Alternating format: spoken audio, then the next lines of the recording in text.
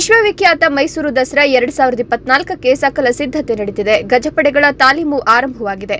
ಮೈಸೂರು ನಗರವನ್ನು ದೀಪಗಳಿಂದ ಶೃಂಗರಿಸಲಾಗುತ್ತಿದೆ. ಇದೀಗ ಜಿಲ್ಲಾಡಳಿತ ಮೈಸೂರು ದಸರಾ ಕುರಿತಾಗಿ ವಿಶೇಷ ವಿಡಿಯೋ ತಯಾರಿಸಿದೆ.